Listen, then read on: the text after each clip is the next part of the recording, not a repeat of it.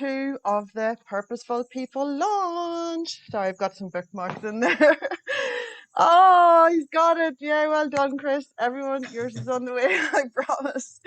So we are here to celebrate day 2 of this amazing book. If you did not see day 1 of the webinar series, I highly recommend that you go and check it out. It's on YouTube, it's on KMD Books, and it's also on our landing page, kmdbooks.com/purposeful people.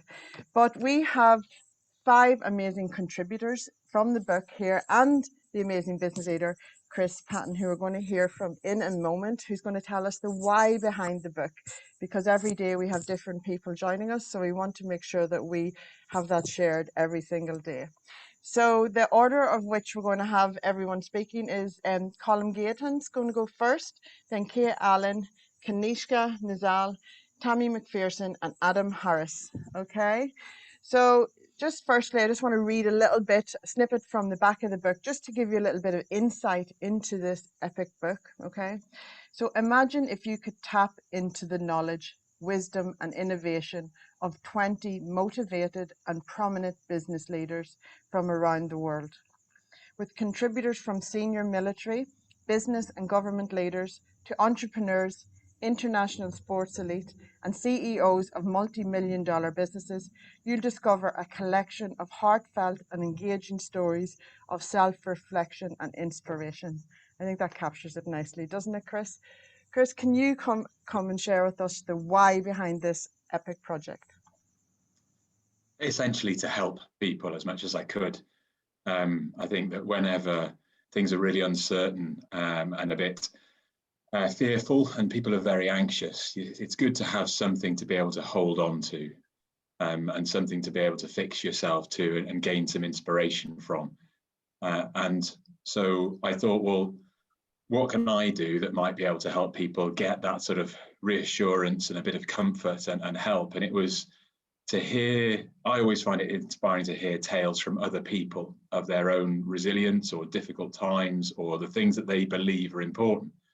And I thought, therefore, if I go to all 19 of the most inspirational people that I know who have definitely helped me throughout various different stages of my careers, whether it's been in the military or the commercial world, people who I've turned to for advice, for help, for thoughts, to bounce ideas off, if they could share their knowledge with everybody else and I could get them to do that and be willing to do that, some of them needed a bit of an arm twist, but others came willingly, then we could get that out to the world and maybe make a difference. And then we thought, well, can we take it on to that next level on from that and not just help the people that are reading the book, but also go higher level purpose and try and help some charities as well.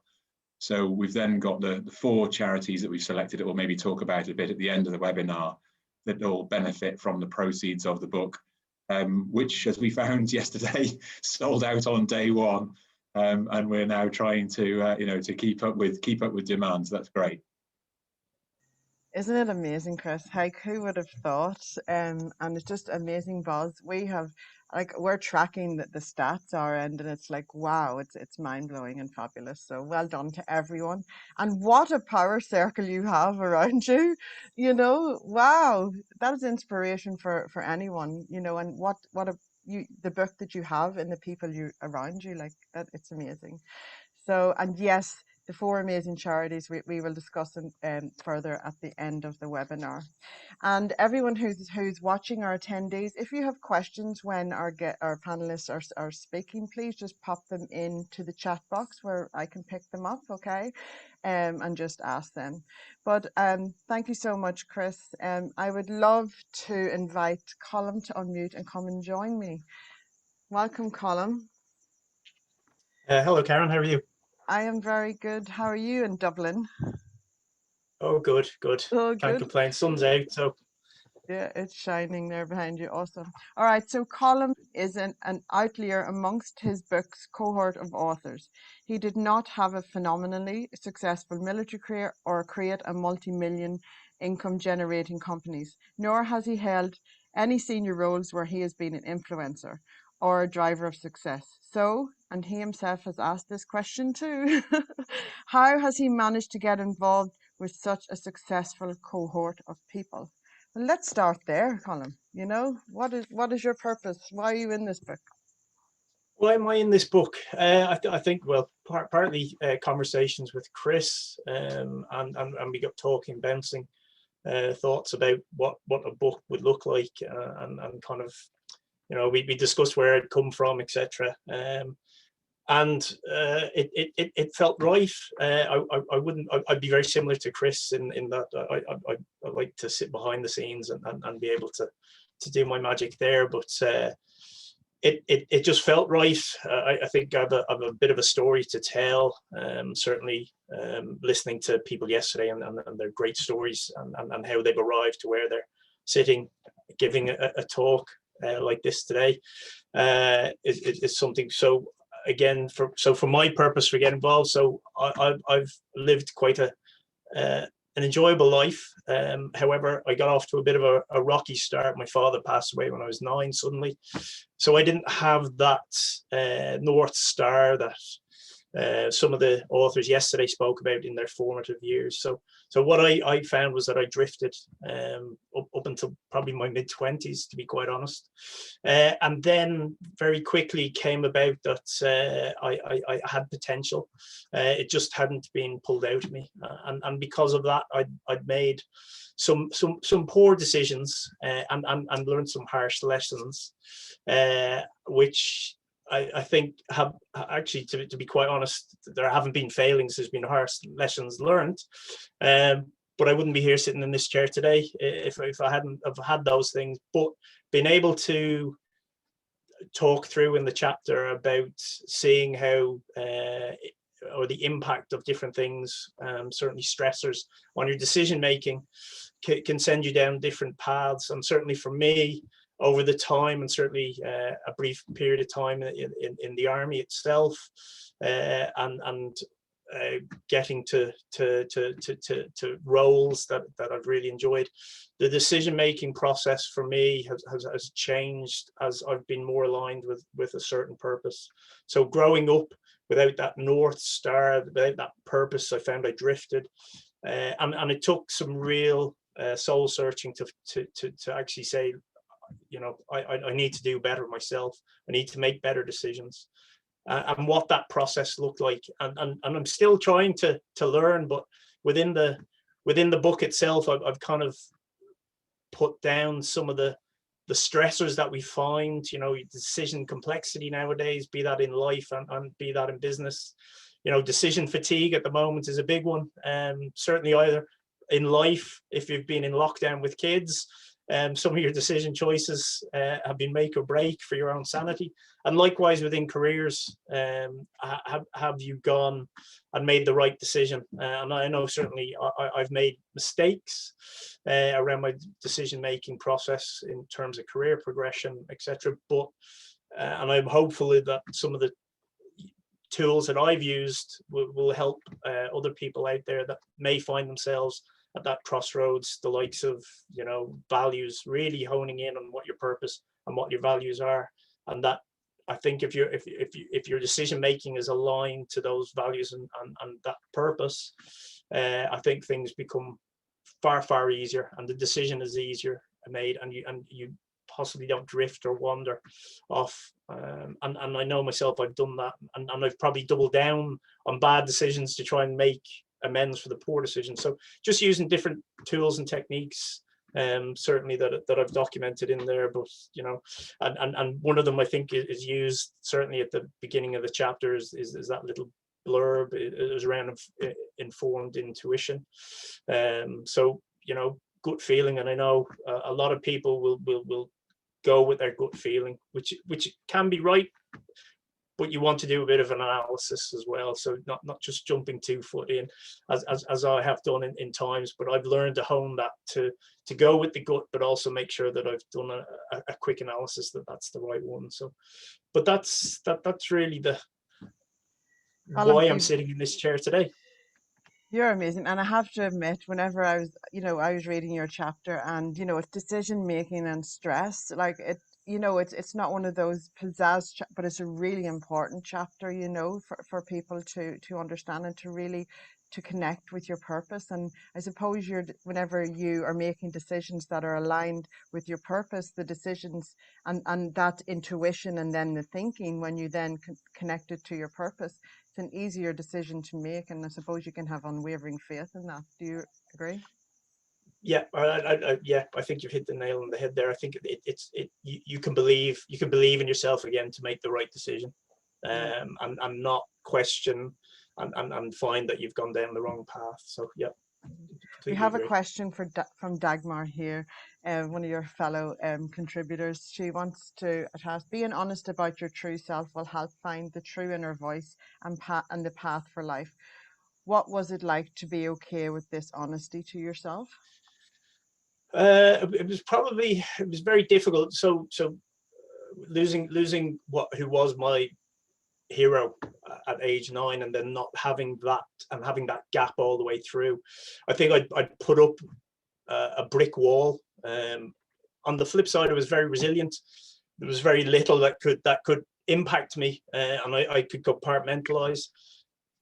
But what I found was my purpose, my values, and my decision making was, by the time I got to the mid-20s, and I had to be open and honest with myself, and actually it took quite a bit of soul searching. I made mistakes, but I learned from them. But it was a tough path. So some days I didn't particularly like myself, and I'll be honest about that. But what I found was, by being that honest with myself, I was generating or unlocking other opportunities for myself, and I was seeing things much more clearly as well. So I think it was a tough road, but it was a road worth traveling down. Yeah, your challenges were rewarded. Awesome, very insightful. So, what is your top tip for living a purposeful life? For me, it's been having that self-awareness. I know people yesterday mentioned North Star. I'm still looking. I'm getting closer, I hope. But certainly, I think being self-aware, humility, and being kind to yourself as well. And certainly, I think that's paid a lot of dividends in the way that I work with junior members of teams, or just people that I've come into contact that might need advice, etc. And I've been able to help them. So that from being self-aware, a bit of humility, and understanding myself, I can leverage that to help other people who may need some guidance or advice, or just a chin wag, just to bounce ideas off. All the recipes for inspired leadership right there, I believe. Oh, Colm, thank you so much for adding this value to our conversation, and for living a purposeful life. Thank you so much. I'm sure everybody got so much from that. Thank you. Thanks, Karen. I'm going to invite Kay down to join me. Kay, can you unmute and come and join me, please? Hi, Karen. Hello, Kay, and thank you for joining us. I'm just going to read a little bit of your bio here. Kay's passion is to develop responsible business and diversity and inclusion strategies that uncover the truth behind company barriers and enablers with in-depth, meaningful research. Her purpose is to help others succeed. As a coach, she loves to draw on past experience, helping others to grow and develop by using their unique talents. With 25 years providing advice to business, ensuring integrity, inclusion, and sustainability are at the core of business growth plans. Kay supported Prime Minister Cameron and the campaign Every Business Commits, looking at businesses can help local communities, driving greater social responsibility as part of the big society. Welcome, Kay. Thank you, Karen. And your chapter is called Reframing the Gender Challenge. Wow, what a title. But before we talk about your chapter, Kay, can you share with us, what is your purpose? I know we touched on it there, but if you could just expand. Well, I think for me, my personal purpose is I had a life-changing moment some 5-6 years ago. I was diagnosed with breast cancer.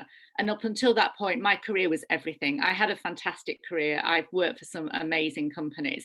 I'm really passionate about sustainable business, doing the right thing, making good profits that benefit both their employees and the communities where organisations work.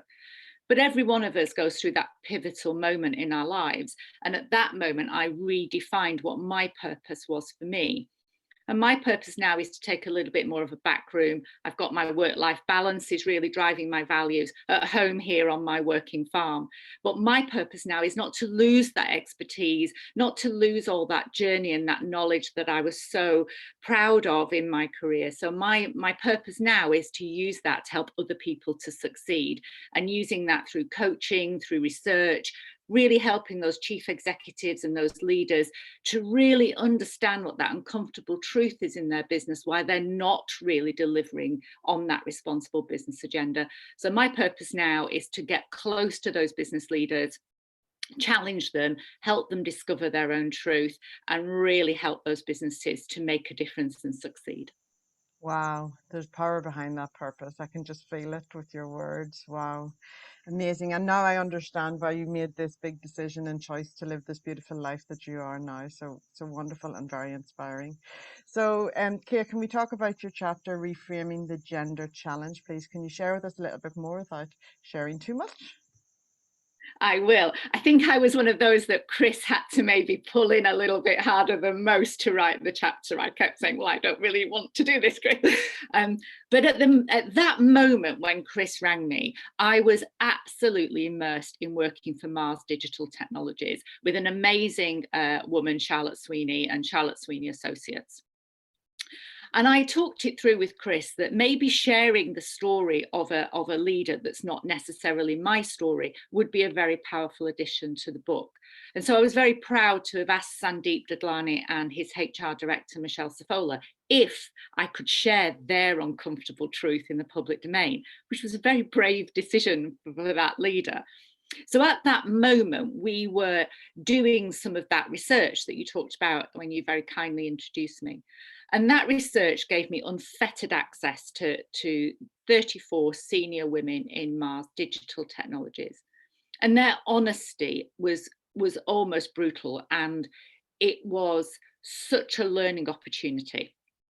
But what I wanted to share in the book was how the leadership team in Mars Digital Technologies really stood up and accepted that.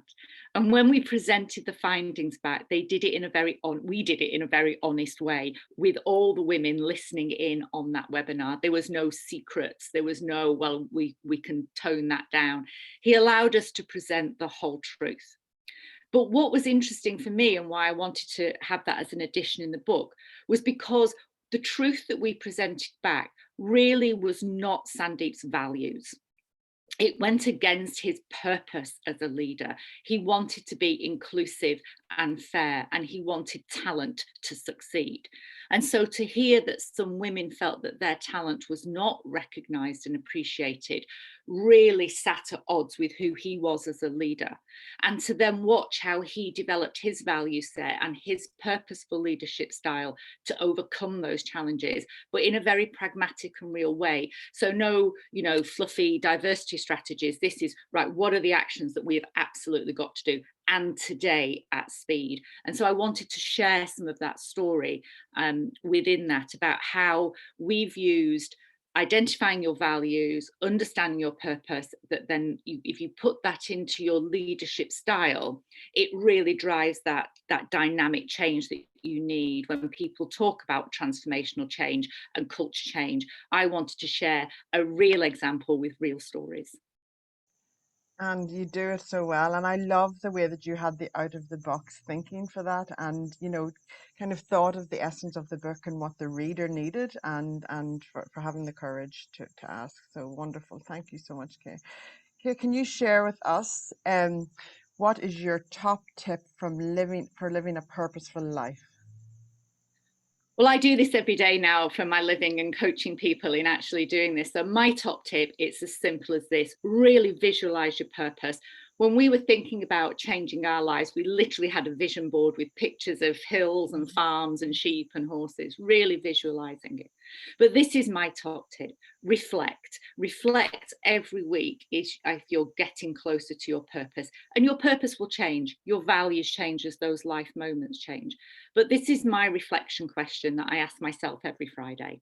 I imagine myself rowing a boat, and it's very easy for us all to be really busy every week, and we're good at being busy, and we can row really fast with one oar and just go around in a circle. So the question I ask myself every Friday is, has my boat gone further this week? Have I gone in a straight line towards my true north? And that's my reflection. Not whether I've done good in my job, had a good coaching week, but have I personally got closer to my vision. And I ask myself that question around my values. Have I looked after my health this week? Have I looked after my work-life balance? Have I looked after my husband, my animals? Have I all of my values set? So I've learned to take a moment. I call it my Recharge Friday. So on a Friday, I do recharge. I still work, but I don't take meetings. I make sure that I've reflected on my week's true to its purpose, and I forward look my next week that I'm in control. And what that does, it enables me to relax at the weekend and be present at the weekend for all my other bits of my family and my horses. Because from when I was working full time, I was never truly present. And Chris and I talked about this when we were at St. George's House. You know, how are you truly present at those moments in your life for the other parts of your life that's not all about work? So my top tip is find a way to reflect on whether you're achieving your purpose, but do it every week. We all need to go back, rewind, and replay that again, okay? If you're watching this in a recording, that is just such an important, vital message. I'm blessed to be able to live that way myself. But, oh my goodness, just music to my ears. And just when you're talking on reflections, I posted myself today that today is the 100th day of the year, everyone. So there's no better day to stop and reflect on the 100 days that was of this year, and just kind of align with where you're at now. Kay, we've got a question from Chris here. Kay, do you think that anyone could take such action and be so determined as Sandeep, or to make a difference? Or was he a one-off? And what does the normal leader do? Oh, I think everyone could do what Sandeep did. All he did, it was really simple. He listened. He really listened to the voice of his people. He didn't bring an external consultant in to write a strategy. He didn't ask Charlotte Sweeney's associates to come in and do it for him. We gave him a very simple mechanic to really listen to the voice of his talent. The experts are in all of your companies. What it takes for the leader is to be prepared to listen to those experts and then actually action what they think needs to happen rather than imposing change. I think that every leader does do what Sandeep and Michelle are doing in there, is to listen to those the voices internally and then say, so what is it we can actually do? So I would like to hope that all those leaders take a leaf from Sandeep's book and can do that. Beautiful, amazing. Hope that answered your question there, Chris. Thumbs up, yes. Thank you so much, Kay. I really enjoyed the conversation, so thank you for joining us. And I would like to welcome Kanishka down. And Colm, I just want to invite you to check out Philip's message in the chat, if you want to check that out, if you've seen that, okay? Kanishka, would you like to unmute and come and join me? Nice to meet everybody. Good afternoon, good evening, good morning in Australia. Yes, and yes, tomorrow for Adam in New Zealand. Kanishka is an accomplished business executive with close to 20 years of hands-on experience in cutting-edge technologies, innovative business models, and incubating new ventures. For much of this time, Kanishka has served with Tata Consulting Services in a wide range of leadership roles across industry sectors and technology domains. Having set up and operated businesses in India, US, UK, Europe, LATAM, and Australia, he brings global insight into design thinking, product development, and launch of platforms, services, and solutions. His core areas of expertise are business architecture and strategy, managing large deals and partnerships, product design and development, talent management as a service. Wow, Kanishka, that's impressive. So welcome. And your chapter. You read it. It looks completely different from I think I've ever read before. It's in your bio, I promise it's you. It's impressive when somebody reads it to you, isn't it? It's wonderful. Where everybody's going, oh, I'm so glad to know Kanishka now. But your chapter is called The Power of Working as an Ecosystem. But before we talk about that, can you share with us your purpose? I go with what Kay actually mentioned earlier. Before, the purpose has been evolving over my journey.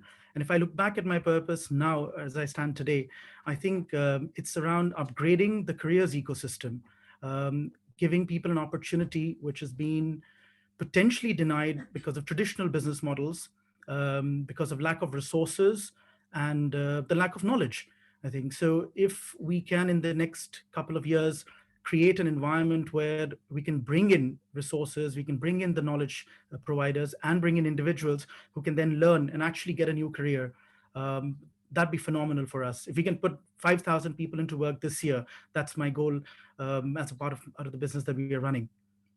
Well, that's a true purpose, hey? That'll keep you fueled, and big numbers there, amazing. So Kanishka, can we talk about your chapter, The Power of Working as an Ecosystem, without giving too much of it away? But yeah, we'd love to hear about your chapter. So actually, I think I got the idea based on this book, the one that we've all put together. This is the power of working as an ecosystem. This is probably the best reflection of bringing 20 people of different caliber, different skill sets, different mindsets together and harnessing that potential. And you can see the results of that coming out as a part of this book. But essentially, when I look back at it, that made me think actually about, is there essentially a mindset constraint that we start with in our journey? So as most of us, when we are younger, when we are kids, we're taught to compete. It's that constant push that, you have to be number one on that pedestal. You have to get that first rank, or you need to beat somebody else. You have to create something that's going to be better than somebody else. In that whole mindset, we tend to forget at times that there's so much more that you could do if you were doing it together. And I see this in my day-to-day life, having worked with the Tata Group for about 15 odd years and interacting with so many large customers. And I'm sure you've all seen this. Every company thinks that they're making something unique right now. And what they don't realize is they're probably making the same thing. And when they launch it, they suddenly wonder, somebody else has stolen my idea. So it's not the idea that was stolen. Actually, you've just copied each other and you're trying to build the same thing instead of trying to come together to build something common. And that's where the part of the ecosystem starts coming in. And there are a few businesses, a few organizations who have taken a leap forward in that space. And I won't steal the thunder of that particular segment in the chapter, but there is the mindset of the taxi share environment today. So in the traditional model, if you go back to how the taxis used to operate, every city had its own taxi network. Everybody was trying to make a better car or provide a better discount. The result of that was the only key member, which is the driver, was being affected because the margins were being eaten up from the driver's salary.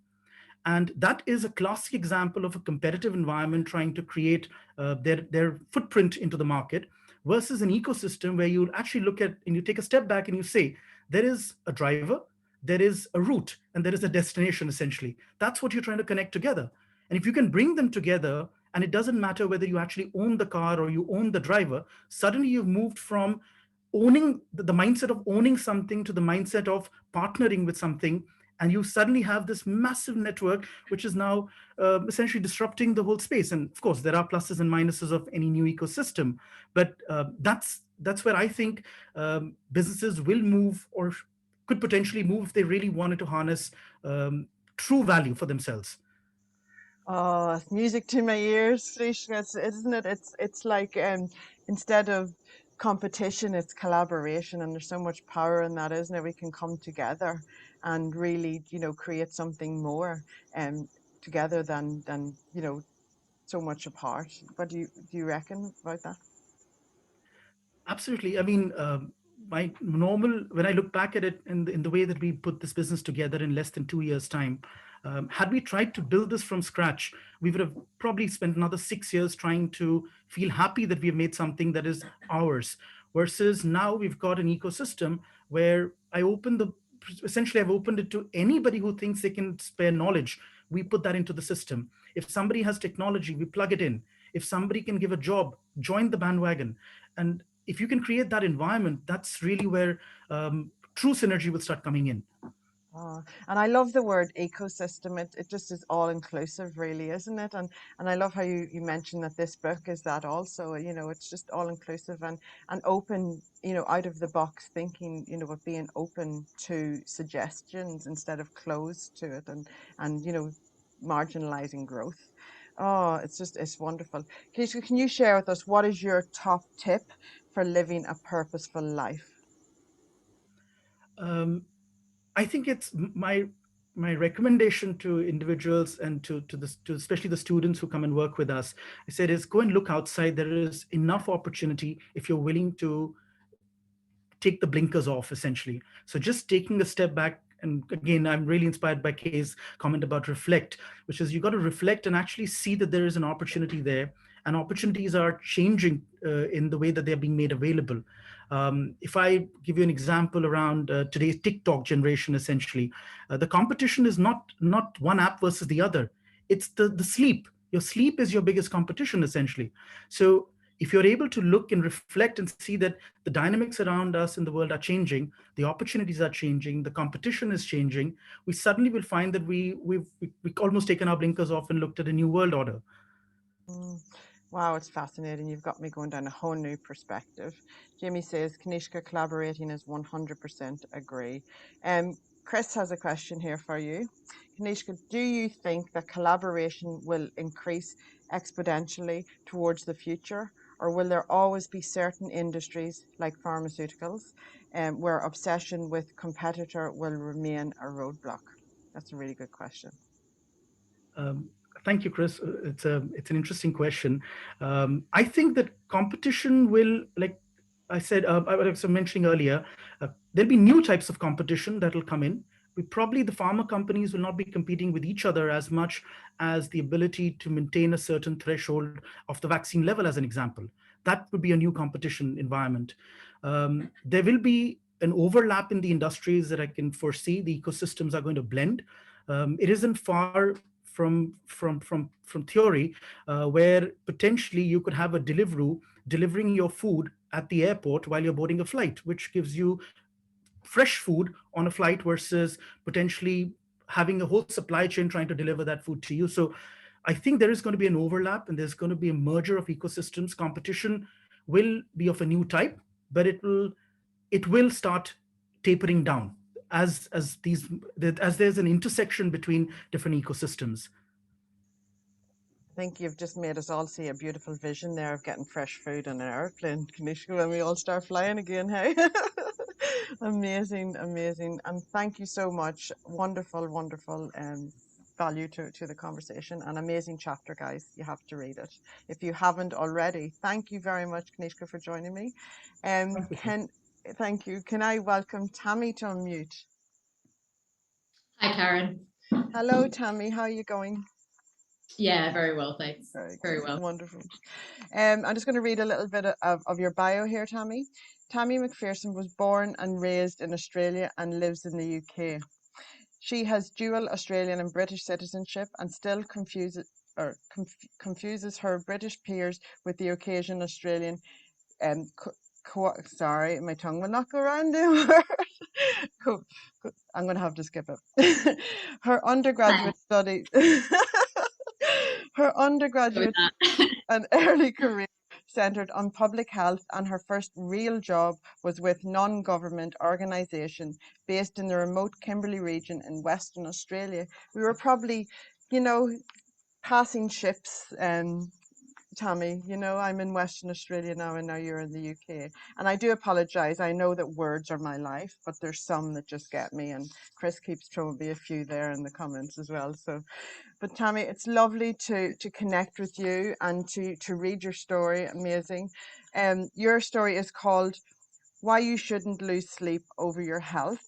Really, really interesting. So can you share with us before we talk about your story, what is your purpose? You know, that is such a big question. And I have to say, I'm just so inspired by hearing everyone else's purpose. And just the clarity around it and the drive that, that's so evident. When Chris actually asked me to be a collaborator, now I'm confusing my words, collaborator, I had to step back and think about what my purpose was. I hadn't actually spent a lot of time thinking about what my purpose was. And I actually Googled for a bit of inspiration. I read some research from Berkeley, which was fascinating. It talked about the fact that purpose has evolved within us, within humans, as a way to accomplish big things together, an ecosystem of sorts, if you like. And so I actually had a lot of self-reflection, and I thought, well, actually through life, I've really enjoyed helping others live a full life, or unlocking their full potential. And I think, I've been so incredibly lucky to meet amazing people in my journey, who have helped me and given amazing advice. And, I attribute a lot of my success today to other people that I've met in my life. And so I want to give a little bit of that back to others. Chris is certainly one of those people that has, whether you know it or not, Chris, that has certainly helped me. And so my chapter is actually about sleep, because it's a lesson that I learned quite late in life. Oh, Tammy, wonderful. And it is that, isn't it? Can you imagine, whenever you're asked to write something, and then you have to stop and reflect, and you go, what, a purpose? Wow, it's like a self-development journey in that itself. Did you find that? It was like, wow. Oh, yeah, definitely. It was certainly a self-development journey. That's a good way of putting it. Yeah. You can thank Chris for that. Thanks, Chris. For that evolution. So let's talk about your chapter, because it's a very important conversation to have, and how you're going to offer this perspective to people. So why you shouldn't lose sleep over your health. So can you share with us some insights into your chapter without giving it all away? Yeah, sure. So I think I alluded to the fact that, in helping others lead their full life, there are so many things that you can consider, but looking after yourself is one of them. And I think it's something that's so low on our priority list. And good sleep, we all know intuitively that sleeping is good for us. But, I, for one, didn't appreciate the science behind sleep and what actually happens to us when we sleep, and the impact it can have on our everyday lives. And so I kind of wanted to delve under the covers, if you like, and find out. And it was absolutely fascinating. From aspects of brain cleansing, our brain is cleansed when we sleep, and it is not cleansed when we're awake. So we've all heard about the lymphatic system in our body, but just recently, around about 4 years ago, we discovered that there is a system specifically for the brain that is similar to the lymphatic system, called the lymphatic system. And that when we're sleeping, this system takes away the toxic proteins that build up in our brain. And that's absolutely fascinating. It is so fascinating, and I have to hold my hand up and say, I have 6 children. I'm, sleep deprived most of the time. I'm hopeful for my 50s, I hope I make it to there.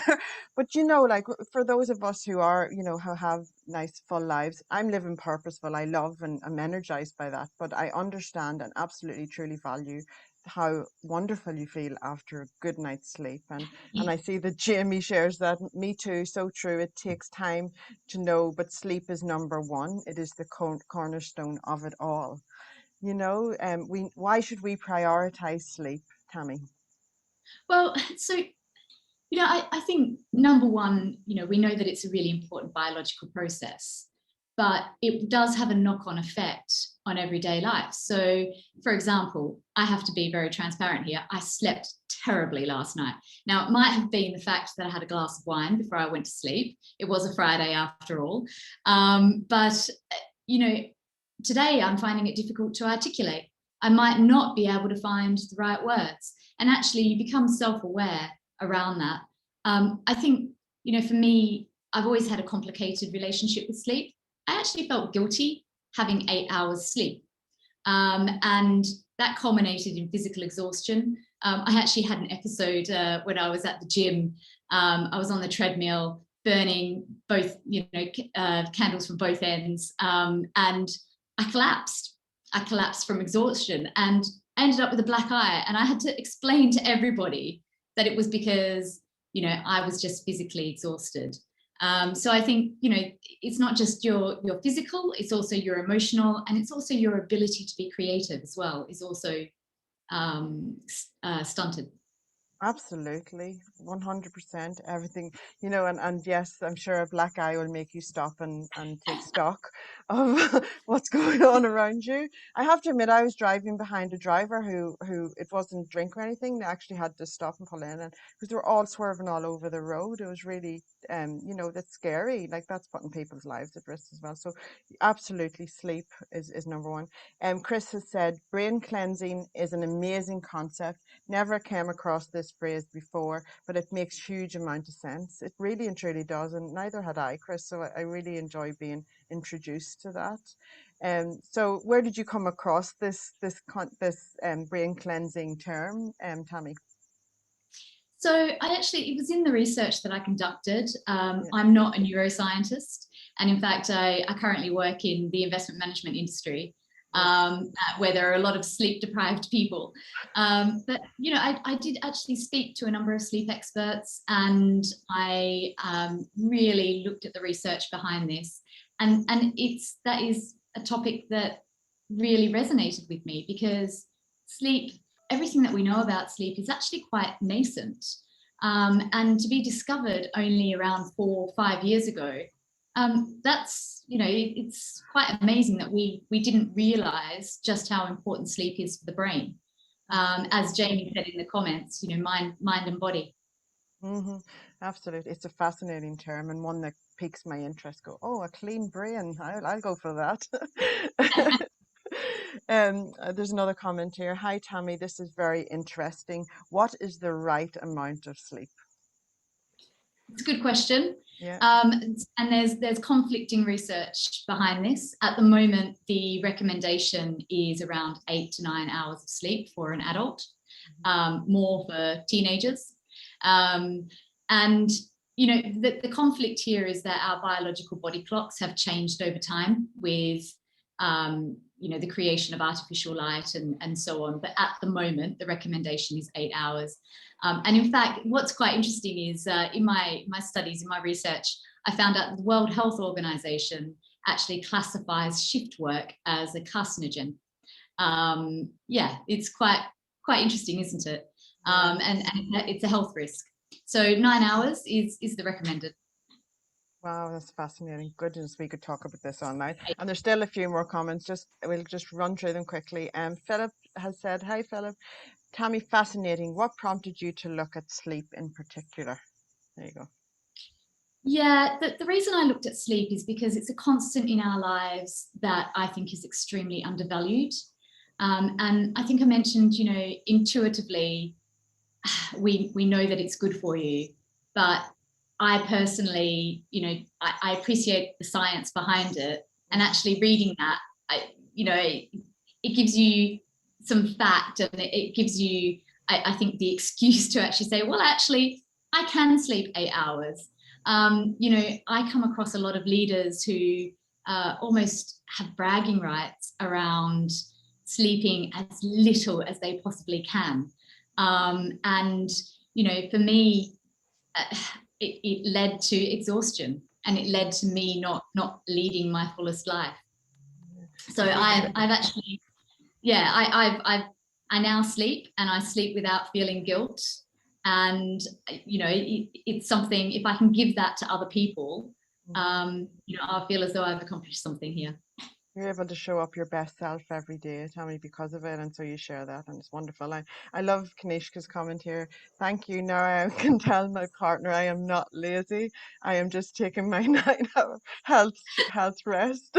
We're all with you on that now, Kanishka. It's so true. And look, I mean, within the chapter, I go into a little bit more detail around, you know, some of the processes that actually help us be more creative individuals, that help us improve our memory, which is also really important as leaders, but also I think in terms of maintaining our interpersonal skills and conflict resolution. Yeah, it's interesting that we can actually link the science to that outcome. And also making it work, you know, like for example, tonight I'm up late tonight, but I will, you know, I will make sure that I allow for that tomorrow, and you know, so that you're not just burning the candle at both ends, so to speak. You know, just being mindful, because you know, if that's what you like to do, well, yes, but still make sure you're getting your sleep. Jamie has asked to get an Aura ring. I don't know what that is. It's a game changer. I used to brag about 6 hours. Now I sleep 8+. It's a game changer. Had 10 last night. Now you're showing off, Jamie. Chris would like to know, Tammy, there are no doubt lots of things we can do to improve our sleep, but what would be your #1 tip? That's a great one to finish up on, Tammy. Yeah, look, it's difficult because everybody will, you know, there'll be one or two things that each individual can do dependent on, you know, their own habits and so on. But I think being aware of light, and we all hear, you know, we've probably read or heard from other people, and certainly for those who have teenagers, you probably tell your teenagers, get off your devices before sleeping. There's fact in that. So if we think about melatonin levels in our body, melatonin reacts to light. And so if we have artificial blue light and we have exposure to artificial blue light, that melatonin does not build up in the same way. So I think that's a really interesting one. Another one is around caffeine. Again, we know not to drink caffeine, but caffeine has a half-life that actually can extend to beyond 10 hours. And so there's a receptor in our body called, or actually a protein that builds up called adenosine. And what caffeine does is it blocks adenosine. Adenosine builds up in our body through the day to give us that sleepy feeling at night. So caffeine actually blocks adenosine. So people, don't drink caffeine after lunch. And then obviously alcohol does interfere as well. But they're probably the two. And look, I think we all know that, but it's just interesting again to see the science behind it. Yeah, the science is fascinating. Thank you so much, Tammy, for joining us for that interesting conversation. You've got us all now thinking. We'll push our alarm clocks out a little bit further. Thank you so much, Tammy, and thank you for your chapter. It's amazing. Thanks, Karen. I would love to invite Adam Harris. Thank you so much, Adam. We should have had you up first and give you permission to go to bed, but thank you for staying to last, and I'd like to invite you to unmute. Thank you. I'll tell you what, all this talk of sleep, it's like nearly 2 o'clock in the morning. I'm thinking to myself, oh, I need to get to bed. Yeah, we were torturing you there. I know that I was mindful of that. So Adam Harris is a serial and often successful business leader, author, and innovator with a keen understanding of the value of strategic connections and an equally ardent aversion to clutter, noise, fluff, and the drudgery that gets in the way of our success. As the introducer, he seeks to acquaint us not only with the power of networks, but with enhanced results and greater opportunity. Amazing, Adam. Hey, and your chapter called Mind the Mind. Hey, we're going to go deep here, are we? Well, see, it's we possibly. Yeah. So, Adam, before we talk about your chapter, can you share with us your purpose, please? Yeah. So, for me, my purpose is around creating a world of inquisitiveness by having intrigue, challenge, and empathy. So it took me quite a while to kind of, similar to kind of some of the other panelists, it took me quite a while to really grasp and understand what I'm here to do. But I remember going right back to when I was young, in just having this innate ability to just want to search and ask loads of questions. It got me in a lot of trouble. I'm, not going to deny that, especially at school. And I just found myself not connecting.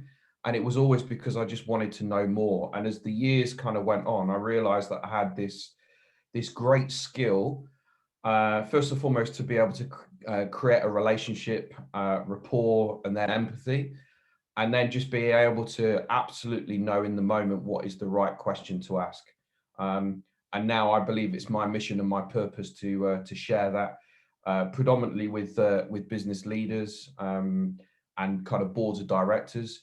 But having been and qualified originally as a teacher, I do a lot of work within education as well. So your curiosity is your superpower, hey? Yes. Oh, how lucky you are. It lights you up. You can see it there when you're talking about it. So, Adam, let's talk about your chapter, Mind the Mind. Can you share with us a little about that and where you go with it?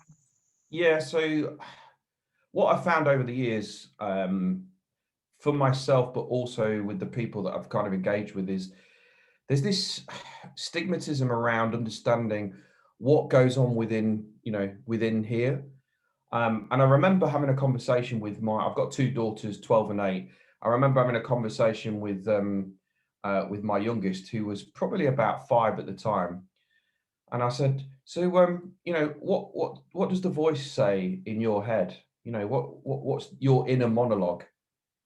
And my 5-year-old daughter said, you have one of those as well. And it was this kind of, for me at that moment in time, there was this light bulb situation, the fact that we really don't spend any time, and I definitely know this from within the education space, but then also kind of as adults, we very, very rarely talk about the things that go on within our mind. Things, such as kind of self-limiting beliefs. What are the barriers that stop us achieving what we want to achieve? If we actually get out of our own way, the success that we can have just for ourselves, but also for the people in our lives, can be really massive.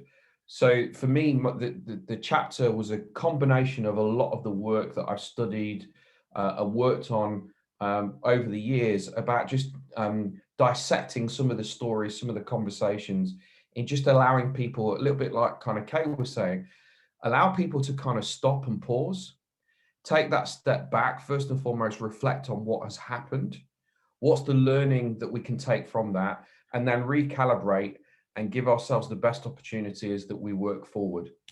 I work on a phrase, clarity creates confidence. And actually what for me is really important is that we understand for ourselves, what is it that we want, but actually as importantly, what is it that we don't want? So, yeah. Absolutely. Hey, just to know what narrative we're telling ourselves, and how smart is your 5-year-old to be able to do that? We've got some questions in here. Philip Oliver has asked, Adam, really interesting. What is the most impactful question or moment of questioning that you've asked, and what happened as a result? Okay, so that's a great question. Can your 2 a.m. brain go there? Yeah, and I think, to be honest, I think a lot of the times it's the questions that catch us off guard. So a lot of the times people are searching for having they have questions on a daily basis. If we think there's some people on the call who are coaches, and actually we're looking, a lot of times people are looking to have their questions answered. And actually for me, what's really important is actually it's about questioning our questions. So that for me is really becomes really quite key. A couple for me which really stand out is actually helping people put a marker in the stand. So kind of, the age-old I often use is, on a scale of 1 to 10, what does this mean to you? And, the question could be very variable, but what that means is somebody can give a score, and then you can help them understand, okay, what would +1 look like, or what would -1 look like? What are the variations, or what are the implications? I think for me, another one would be, in the work that I do, a lot of the times it's about helping people have empathy with others. So the frustration that comes with relationships in not understanding, I can't believe they just don't understand what I'm thinking, about allowing people to put themselves in somebody else's shoes. So when you're able to kind of help somebody do that, and you're able to do that for yourself, that becomes incredibly powerful. Absolutely. The guys have picked up on your phrase here. Clarity creates confidence. Yeah, It's so simple. But actually, if we think for, you know, not just ourselves, but the people that we have within our lives, when people don't have clarity and there's a level of uncertainty, that creates, you know, first and foremost, the brain to start going in certain places, but then also the heart and the gut. So that then creates levels of anxiety, uncertainty. I just don't know what's going on. So, you know, I think, you know, when you're able to just give that clarity, it means that you've got certainty. And when you have certainty, it means that you can move forward, and all of a lot of the inner monologue can just dissipate and just dilute around you. That's powerful stuff, isn't it, guys? I am impressed. I'm impressed. So what are your top tips for living a purposeful life, Adam? It's a really great question. Two things. One, I think there's an aspect of hitting the ball. And what I mean by that, a very, very quick story. You don't necessarily need to play golf. You just need to understand the methodology of golf, in the fact that you're stood on the first tee. You can see the pin down the way, 320 yards. You've got all these adverse conditions. So you've got the rough, you've got the green, you've got the water hazard, you've got the sand, you've got the bunkers. You then look and you've got a bag next to you, and you've got various different clubs. Do you pick a driver? Do you pick a wood? You know, you then lick your finger, put it in the air and see which way the wind's blowing. You spend all of this time working up to making sure that you make the perfect shot. And actually, sometimes the most important thing to do is just hit the ball. Because when you hit the ball, you're moving forward. And I think what happens is, on a daily basis, we procrastinate and we get confined by trying to make the right and the perfect decision on pretty much everything. And actually, just keep moving. Because when you keep moving, as we all know that happens with life on a daily basis, things happen. That's just what we have to deal with. So the more we can just get out of our own way and just put the ball and move forward, that's what I'd say. I love that visualization. And Chris says, I love that analogy, Adam. Just hit the ball. Absolutely. Yeah, I'll be honest. Sometimes when I'm in a coaching session, I might use an expletive word to just reinforce it. But it's just important. Thank you. It is. Wonderful. Thank you so much, Adam, for joining us and adding to this amazing, purposeful conversation. I'm going to invite Chris to unmute here and come and join us and just help me round this off.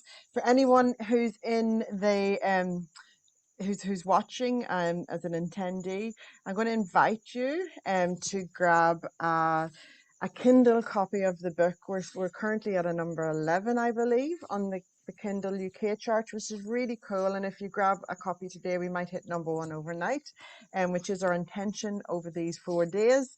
So if you can grab a copy, we would be so very grateful. And if you grab a copy, grab your screenshot and message it to me on whatever platform, LinkedIn, Facebook, email at karen@karenmcdermottgroup.com, and you will be in the running to win a signed by Chris hardcover version of Purposeful People. Okay, that's an exclusive one. It's a really big deal. So click that link, go grab your Kindle copy now if you have time. So Chris, I'm going to invite you to unmute, come and join me. Isn't it amazing? Like, that is just 5 people in this book. Like, and what value in this 1 hour conversation, isn't it? It's just mind blowing, isn't it, Chris? I know. I mean, I said this for some of the people that were listening in yesterday, but for those that are new today, you know, I know all these people. There's a reason why they were invited to come and take part in the book. And I've then read all of their chapters a couple of times as we got to this point, but still sitting here now, listening to them, what they have to say, things that they express and the way that they express them is just fantastic. You know, it's inspiring, it's motivating, it gives me such a lot of food for thought in so many different areas of my life. that I just think it's incredible. Well, it's your vision, and we think you're incredible for bringing all of these amazing people together for a very important reason. So everybody showed up not only for you, but also for 4 amazing charities. Can you share with us about these charities and maybe just a little insight into each of them, please, Chris? Yeah, sure. I'm very conscious it's a Saturday afternoon and it's sunny, so people are waiting to get a gin and tonic going, or Adam wants to go to bed. But yeah, there's four really important charities that we collectively chose between all of the authors, and we had some discussions as to which ones they should be and where we should go. But we've got SAFA, which is a charity that supports military veterans serving military and their families, and it's the families aspect that I think is the most important part of that, because it's often the families that suffer whilst the military people are away serving and doing what they're doing, or are left behind. We've also got the Cancer Fund for Children. I think most of the people on this call, or certainly as the panel and people listening in to the recording and on Facebook, will have been touched at some point in some way by cancer. But I think that in children, the effects are really quite difficult and challenging for any young person. So that's something that we felt was really important to support. We've also got SAMTEN, who, looking at mindfulness and meditation, and linking back into what Tammy was talking about, the connection between mind and body, and having that healthy mind, and mental health and well-being. And what I love about SAMTEN is that they give 50% of their revenues to other charities that help in mindfulness areas and meditation areas. So by helping the one charity, you're actually helping lots of charities, which I think is a fantastic initiative. And then the fourth charity is something that I find personally very difficult, and it was my personal choice, which is Shelter, to help deal with homelessness, because I find that a real challenge, and I want to try and do as much as I possibly can to help people who are struggling with homelessness and not having a safe place to go. And that is why we have no qualms in asking you to go and grab your copy today. And I'm just going to share my screen and show you. If you go to kmdbooks.com/purposeful people, you will see all of the links here where you can go and grab your copy. And at KMD Books, for these 4 days, we are giving free shipping to anywhere in the world. So you can go and grab it there, and my guys will. And you can sign up for all of the webinars. So we're here on day 2. We've got day 3 tomorrow, and day 4 is at a different time on Monday. And there's our amazing charities and some wonderful reviews down there. So I'm just going to, as it is Saturday evening, Chris, we'll just wind up and thank everybody for joining us. And thank you so much to all of the contributors for coming and spending this time with us and giving some time in your day to come and share so freely with everyone. We are really grateful. So thank you so much, everyone. We hope that you have an awesome evening or night wherever you are. And please share Purposeful People with your friends and help us make a real difference in the world. Thank you. Thanks very much, everybody. Thanks for taking part. See you soon. Bye, everyone. Thank Bye-bye. you. Bye.